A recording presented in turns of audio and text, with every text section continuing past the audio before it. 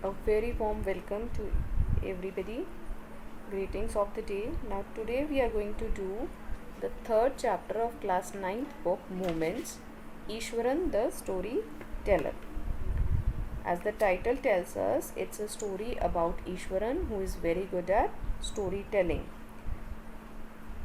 As storytelling is an art and he is very good at, he uses special effects, then his body language to make the stories realistic, and the listener, that is Mahindra, his master, gets attracted and captivated by his stories. The writer wants to highlight this quality of Ishwaran, that is, he was so good at telling stories that they appear to be real. His stories were a source of entertainment for Mahindra. So let's start from here. One night, Mahindra woke up from his sleep and saw a dark, cloudy form, some kind of figure he could see there. He broke out into a cold sweat. Was it a ghost? Now he was quite scared about it. Let's see further what happens. The story was narrated to Ganesh by a young man, Mahindra by name. He was a junior supervisor in a firm which offered on hire supervisors at various types of construction sites, factories, bridges, dams, and so on. Mahindra's job was to keep an eye on the activities at the work site. He had to keep moving from place to place every now and then as ordered by his head office, from a coal mining area to a railway bridge construction site, from there after a few months to a chemical plant which was coming up somewhere. Now Mahindra narrated a story about his cook Ishwaran, and he told the story to Ganesh. Mahindra is talking to Ganesh. Mahindra worked as a junior supervisor in a company. The task of that company was to provide junior supervisors to various construction companies on rent. He got posted at different sites like factories, bridges, and dams which were under construction. Mahindra's work was to keep an eye on all the workers at the site. He had to change place quite often and had to work at different places, like sometimes he was sent to coal mine, sometimes to the railway bridges, and for some time he had to be sent to a chemical plant which was in construction only. Now he was a bachelor, his needs were simple. And he was able to adjust to all kinds of odd condition, whether it was an ill-equipped circuit house or a makeshift canvas tent in the middle of a stone quarry. But one asset he had with him was his cook Ishwaran. The cook was quite attached to Mahindra and followed him uncomplainingly wherever he was posted. He cooked for Mahindra, washed his clothes, and chatted away his master at night. He could weave out endless stories and anecdotes on varied subjects. Now see, he was a bachelor. Bachelor means he was unmarried. He did not have a family. He was able to live in all type of temporary quarters also, which were provided at the construction sites. He adjusted well in the circuit house, which did not provide the basic necessities or and even he adjusted in the tents which were temporary in nature. Mahindra had one very good advantage, that he had a very good cook Ishwaran, who was not only cook but he was also Mahindra's companion everywhere. He did not complain about the tough conditions in which they had to live. He cooked food for him, he washed his clothes, and gave him company by talking to him at night. Ishwaran had a very good quality, that he was good at telling stories and entertained Mahindra with his stories which were based on different subjects, and even anecdote. Anecdote means his whatever real life situations he would also explain that also. Ishwaran also had an amazing capacity to produce vegetables and cooking ingredients seemingly out of nowhere. in the middle of a desolate landscape with no shops visible for miles around. He would miraculously conjure up the most delicious dishes made with fresh vegetables within an hour of arriving at the zinc sheet shelter at the new workplace. Now, desolate means uh, vacate place, like a desert that you could not see people for many people were not there. And the other word is conjure up. Conjure up means to gather. He could collect, bring, he could make. See, Ishwaran was very great cook. Not only a great cook, but he had a very good quality that even if the vegetables or other cooking ingredients would not be available, he would just find them from anywhere. He would go, and even if the shops were not visible for miles around, then also he could search for them and bring them up, and then would prepare great dishes out of all the, even if the ingredients were not sufficient, then also he would prepare great dishes out of the available material also. In temporary shelters with roofs made of metallic sheets, it seemed as if he would do some magic and gather whatever he needed and would prepare great meals. Mahendra would be up early in the morning and leave for work after breakfast, carrying some prepared food with him. Now, every morning, Mahendra would leave early and would take tiffin along with him. Meanwhile, Ishwaran would tidy up the shed, wash the clothes, and have a leisurely bath. Leisurely bath means he would spend good time pouring several buckets of water over his head, muttering a prayer all the while. Now, while he was bathing, he would say a prayer. It would be lunch time by then. After eating, he would read for a while before dozing off. Dozing off means taking a small nap. The book was usually some popular Tamil thriller running to hundreds of pages. Its imaginative description and narrative flourishes would have Ishwaran in thrall. Now, it was his daily routine that after Mahendra would leave, he would take a nice bath, then have lunch and everything, and then he would sit and read a Tamil thriller book. Then those were great. He was very interested in these thrilling articles, which would have hundreds of pages, and then those imaginative descriptions what were given in that, and the narratives would just capture him through his imagination, and this helped him in narrating the stories whatever he used to tell the stories at night to Mahendra. So he would take the help of these thrillers. His own descriptions were greatly influenced by the Tamil authors that he read, and it was a fact when he was reading the whole day, then obviously whatever descriptions he would give were greatly influenced by those authors. When he was narrating even the smallest of incidents, he would try to work in suspense and a surprise ending into the account. Now, even if a small little thing was to be told, he would just exaggerate and create some kind of suspense and surprise into that. For example, instead of saying that he had come across an uprooted tree on the highway, he would say with eyebrows suitably arched and hands held out in a dramatic gesture. Now, everything he started exaggerating and creating a suspense and thriller. Now, if for example he had to say that he saw an uprooted tree on the highway, one tree which was just uprooted, he would not simply say it. He would first, his body language would change. His eyebrows suitably would become arched. Then hands he would held in a dramatic gesture. The road was deserted and I was all alone. The tone would change. Some kind of intonation would be added. Suddenly, I spotted something that looked like an enormous bushy beast lying sprawled across the road. Now, his description would be greatly dramatized. This would create a suspense in the listener's mind. As he said that he saw a huge beast lying across the road. As he walked ahead, his mind was telling him to turn and go back. I was half inclined to turn and go back, but as I came closer, I saw that it was a fallen tree with its dry branches spread out.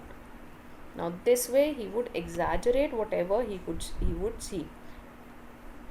Mahindra says Mahindra would stretch himself back in the canvas chair and listen to Ishwaran's tale uncritically. Uncritically means he would not criticize anything. He would just sit down and listen to him, because as he had no other companion, he enjoyed his talks very much. The place I come from is famous for timber. Ishwaran would begin. There is a richly wooded forest all around. The logs are hauled onto lorries by elephants. He said, I come from a place where timber means wood. He said that there is a richly wooded forest all around and the logs are hauled.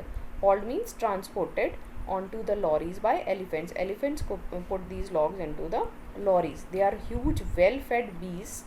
When they turn wild, even the most experienced Mahawat is not able to control them. After this prologue, Ishwaran would launch into an elaborate anecdote involving an elephant.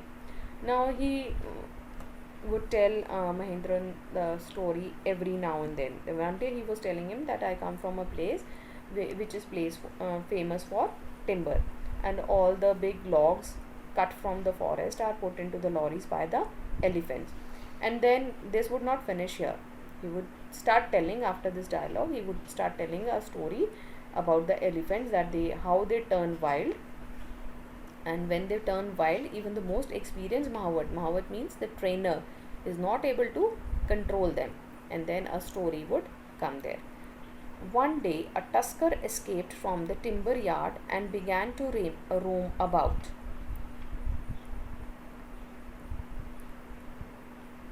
Stamping on bushes, tearing up wild creepers and breaking branches at will. You know, sir, how an elephant behaves when it goes mad? Ishwaran would get so caught up in the excitement of his own story that he would not get up from the floor and jump about stamping his feet. In emulation of the mad elephant.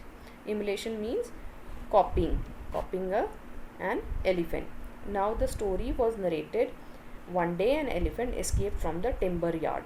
Now the tusker means, here the word comes, one day tusker. Tusker means tusk.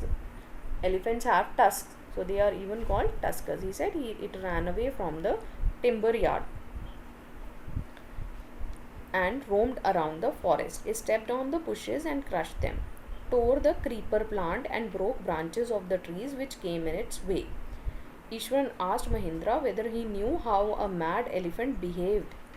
Now, in order to make his story more effective, Ishwaran stood up and jumped around the place, hitting his foot on the ground, just copying a mad elephant.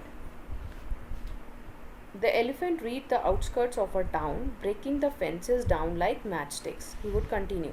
It came into the main road and smashed all the stalls selling fruits and mud pots and clothes. People ran helter-skelter in panic. The elephant now entered a school ground where the children were playing, breaking through the brick wall. Now, helter-skelter means here and there. The elephant now entered a school ground where children were playing, breaking through the brick wall. All the boys ran into the classroom and shut the doors tight. The beast grunted. Beast here means the mad elephant, and wandered about, pulling out the football goalpost, tearing down the volleyball net, kicking and flattening the drum kept for water, and uprooting the shrubs. Meanwhile, all the teachers had climbed up to the terrace of the school building.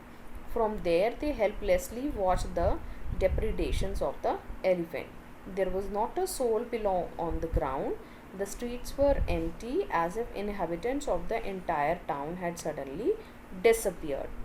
Now he narrated, as the elephant reached the outer part of the town, it broke the fences. The fences seemed as if they were like matchsticks for that huge elephant. The elephant reached the main road and break all the stalls which were selling different kinds of fruits, mud pots and clothes. The people were unaware of this and they started running here and there. Then it broke the wall of a school and entered the ground where the students were playing. Now all the students were scared and started running into their classroom, and they shut the doors. The elephant made loud noises and roamed around in the school ground. It broke the goalpost, which is used in football and hockey matches. It tore the net also that had been put up in the volleyball court, stepped on the water drum, and broke it and tore many plants as well. The teachers had climbed on the roof of the school building and watched helplessly as the elephant was destroying the school property. They can't do anything. There was not even a single person to be seen around.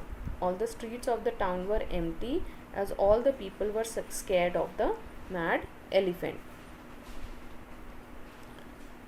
I was studying in the junior class at that time and was watching the whole drama from the rooftop. I don't know what came over me suddenly. I grabbed a cane from the one of the teachers and ran down the stairs and into the open. The elephant grunted and menacingly swung a branch of a tree which it held in its trunk. It stamped its feet, kicking up a lot of mud and dust. It looked frightening, but I moved slowly towards it, stick in hand. People were watching the scene, hypnotized from a nearby housetops. The elephant looked at me red-eyed, ready to rush towards me. It lifted its trunk and trumpeted loudly. At that moment, I moved forward and, mustering all my force, whacked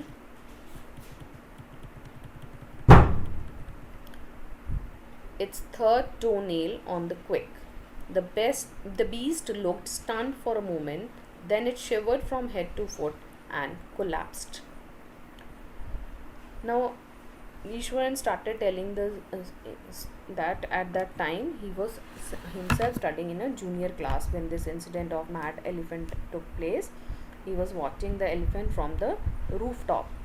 Suddenly he took the stick from one of his teachers and ran downstairs towards the school ground.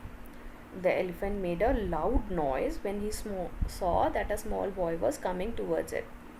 It lifted a branch of a tree in its trunk, hit its foot on the ground, and which threw a lot of mud and dust in the air.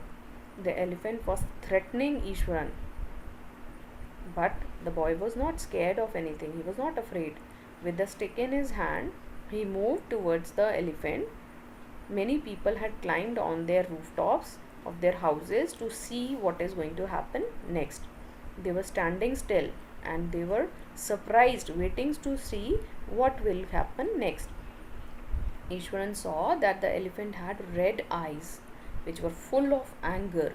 It lifted its trunk and made a loud trumpet. Trumpet means he just snarled and roared loudly. So roared is used for lions. Here we'll use the word trumpet sound as it was about to attack Ishwaran. Just then Ishwaran gathered all his force and hit the elephant's third toenail quickly. The elephant was stunned at what had happened. Then it reacted that and fainted. Collapsed means it fainted there. At this point, Ishwaran would leave the story unfinished and get up mumbling, "I will be back after lighting the gas and warming up the dinner." He stopped telling the story further and he said, "Just wait, I'll just warm up the food and bring it for you." Mahendra, who had been listening with rapt attention, would be left hanging.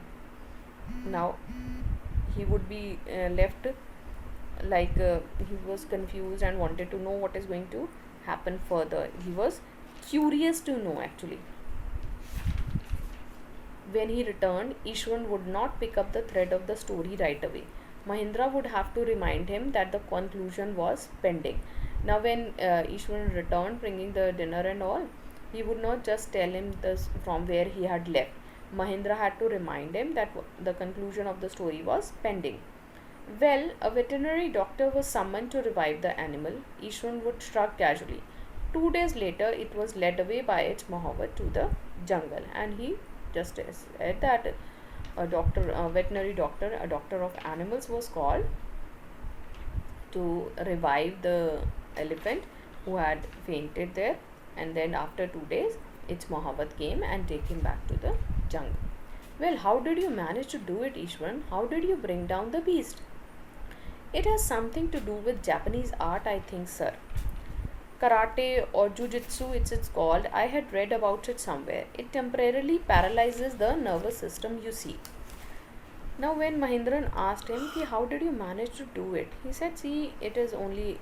He said that he had performed some Japanese martial art. He said either it was karate or jujutsu. I'm not sure. He might have read these words somewhere in the Tamil novels which he read, and then he said that it was just because of this, because these these martial arts paralyze the nervous system of the other person. Not a day passed without Ishwaran recounting some story packed with adventure, horror, and suspense. Now, daily he would tell one of the story which would be an adventure, a horror, or suspense. Whether the story was credible or not, whether it could be trusted or not, Mahindra enjoyed listening it because of the inimita- inimitable way in which it was told. Now, it was not the story that Mahindra was interested; it was the way how it was told, how Ishwaran used his intonation, his body language, his gestures, which make the story quite interesting. Ishwaran seemed to more than make up for the absence of a TV in Mahindra's living quarters. Now, actually, he was Ishwaran was, um, as there was no television, he would be the source of sole entertainment for Mahindra, and it was quite obvious by the way he told the stories that he was far better than any of the TV serials and all. Mahindra enjoyed being with him. One morning, when Mahindra was having breakfast, Ishwan asked, "Can I make something special for dinner tonight, sir? After all, today is an auspicious day. According to tradition, we prepare various delicacies to feed the spirits of our ancestors today, sir." Now he said, "Can I make something special? Today is a special day that we do." Said he added that on that day, they used to prepare some special food for the souls of their ancestors, that is the people who had died in their family or their elders of the family, and he wanted to make something special for them. That night, Mahindra enjoyed the most delicious dinner and complimented Ishwaran on his culinary skills. Culinary means cooking skills. He seemed very pleased, but unexpectedly launched into a most garish account involving the supernatural. Now, Mahendra complimented that you have made a very good food. Yeah, I'm very happy with it.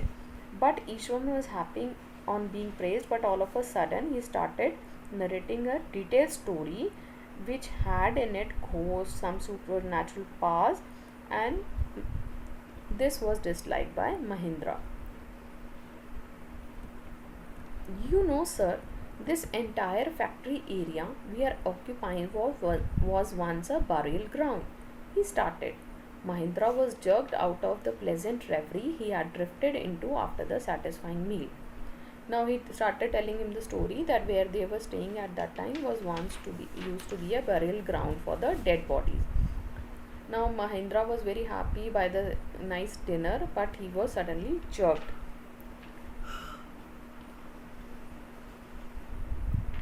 I knew on the first day itself when I saw a human skull lying on the path.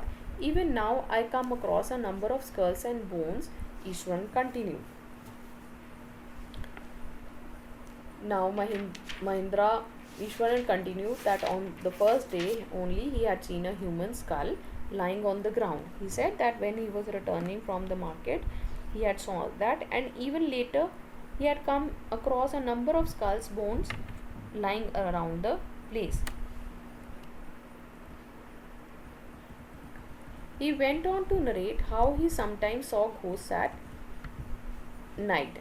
"I am not easily frightened by these things, sir. I am a brave fellow.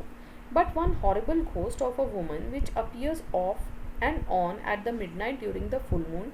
It is an ugly creature with matted hair and a shriveled face like a skeleton holding a fetus in its arms." Now Ishwaran said that sometimes he saw ghosts at night, although he was not scared of them as he was a brave person. But once he saw a very horrible ghost of a woman. It appeared on a full moon night at midnight. It was very ugly, had matted hair and a shrunken, withered face. And face was also not beautiful. It looked like a skeleton who was holding a fetus. Fetus is an unborn baby in its arm. Now Mahindra shivered at the description and interrupted rather sharply. You are crazy, Ishwaran. There are no such things as ghost or spirit. It is all a figment of your imagination. Get your digestive system examined and maybe your head as well. You are talking nonsense. Now Mahindra disliked the story and he scolded Ishwaran. He said that there are no ghosts. Ghosts don't exist. He added that it was only his imagination and he needs to get his digestive system and brain cleaned so that he stops talking this nonsense. He left the room and retired for the night, expecting Ishwaran to sulk for a couple of days. But the next morning he was surprised to find the cook as cheerful and talkative as ever. Now he left the room. Sulk means that he would be silent for few days. He had scolded Ishwaran. He said that at least for few days he'll be quiet and he would not talk anything nonsense. But he was surprised that in the morning the cook here means Ishwaran was same as before. He was in a cheerful mood and talkative as ever. From that day on, Mahindra, for all his brave talk, went to bed with a certain unease. Every night he peered into the darkness outside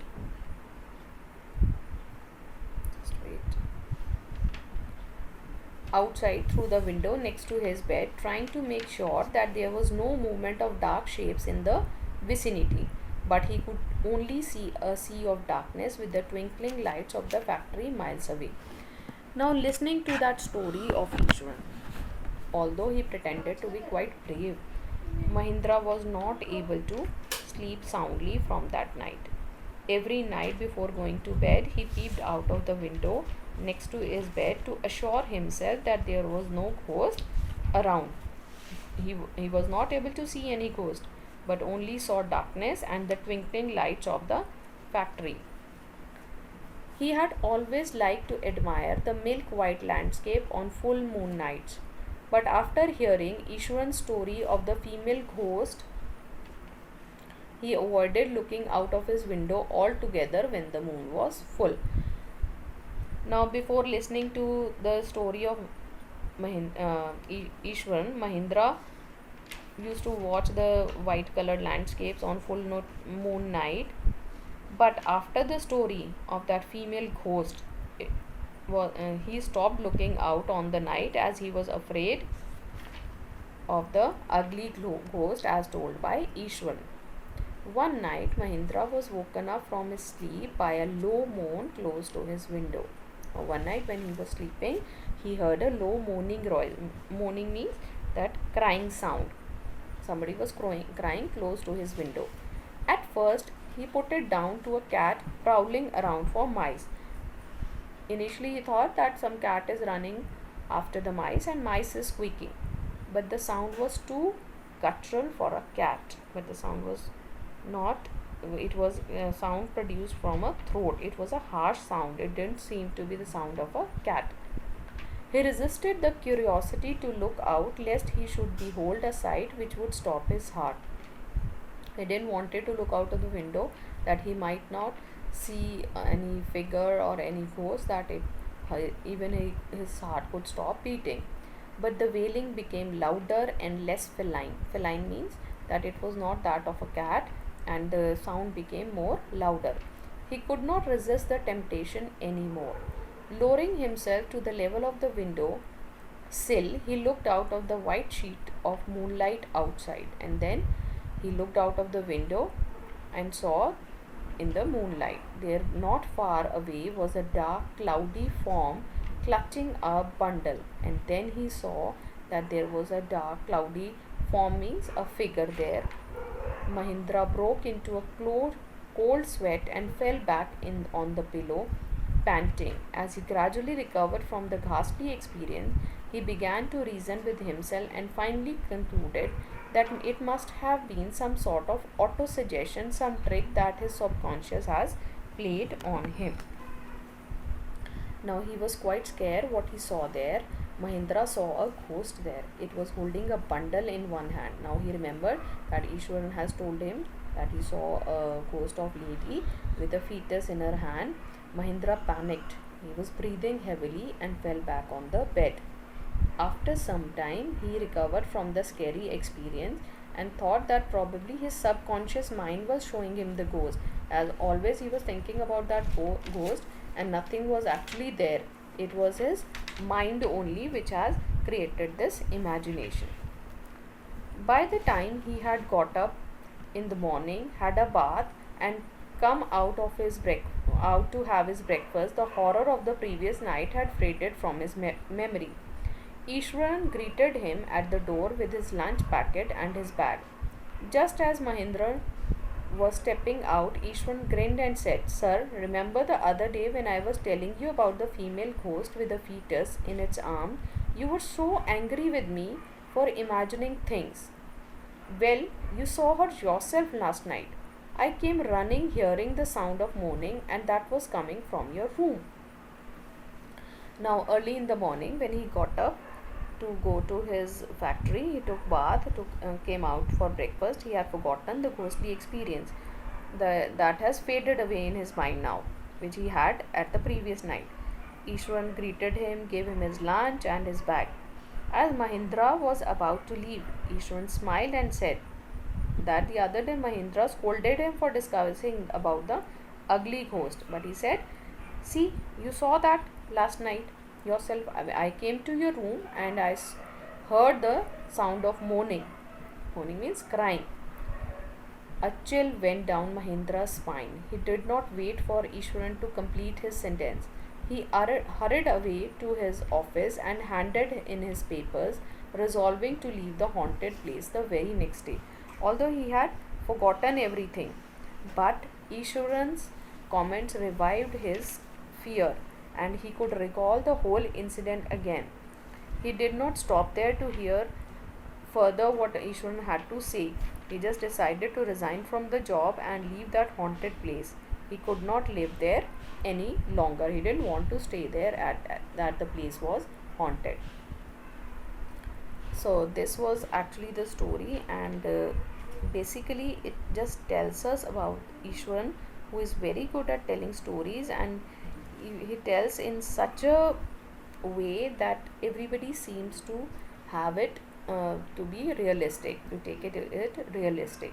Now coming to the end of the story, although it was shown that he decided that he has seen the ghost, but maybe it was Ishwaran who had played a trick with Mahindra just to prove that whatever story he was telling was correct and no ghost was there. It was Ishwaran himself who disguised as the ghost just to prove, as Mahindra has scolded him for telling the story about ghost. I hope the chapter is quite clear to you all now, as it was quite easy and interesting also. Hope to meet you with the next video soon. Thank you.